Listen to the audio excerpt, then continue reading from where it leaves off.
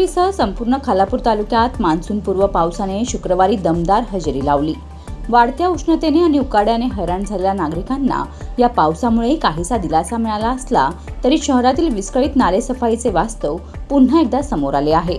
दुपारनंतर अचानक ढगाळ वातावरण निर्माण झाले आणि त्यानंतर जोरदार पावसाच्या सरी कोसळल्या। या पावसामुळे वातावरणात गारवा निर्माण झाला। तिथेच दुसरीकडे शहरातील अनेक भाग जलमय झाल्याचे चित्र पाहायला मिळाले। मुख्य बाजारपेठ, सोमजाईवाडी तसेच डीपी रस्त्यावर मोठ्या प्रमाणात पाणी साचल्याने पालिकेच्या नालेसफाईच्या कामाचा फज्जा उडाल्याची चर्चा नागरिकांमध्ये सुरू आहे। काही ठिकाणी गटारे तुंबल्याने पावसाचे पाणी थेट रस्त्यावर आले, तर डीपी रस्त्याचाही काही भाग वाहून गेल्याचे समोर आले आहे। त्यामुळे पालिका प्रशासनाने नालेसफाई नेमकी कुठे केली असा संतप्त सवाल नागरिक उपस्थित करत आहेत। दरवर्षी पावसाळ्यापूर्वी खोपोली पालिकेच्या आरोग्य व बांधकाम विभागामार्फत शहरातील लहान मोठ्या गटारे व नाल्यांची साफसफाई केली जाते।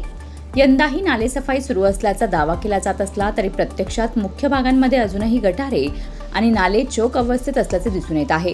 मे महिना संपत आला असून पावसा तोंडावर असतानाही सफाईची कामे अपूर्ण असल्याने नागरिकांमध्ये नाराजी व्यक्त होत आहे। संबंधित ठेकेदार अजूनही नालेसफाई का करत नाही, त्या ठेकेदारावर नेमका कोणाचा वरदहस्त आहे असा प्रश्न उपस्थित करत नागरिकांनी प्रशासनावर टीका केली आहे। तसेच पावसाळ्यात शहरात पूरस्थिती निर्माण झाल्यास त्याची जबाबदारी कोण घेणार असा सवालही विचारला जात आहे। दरम्यान यंदाच्या पावसात खोपोली पुन्हा तुंबणार का आणि सोशल मीडियावर रील्स बनवणारे लोकप्रतिनिधी प्रत्यक्ष समस्यांकडे लक्ष देणार का अशी संतप्त प्रतिक्रिया नागरिकांमधून उमटत आहे। Bureau report, news 46, Raigad, Khopoli.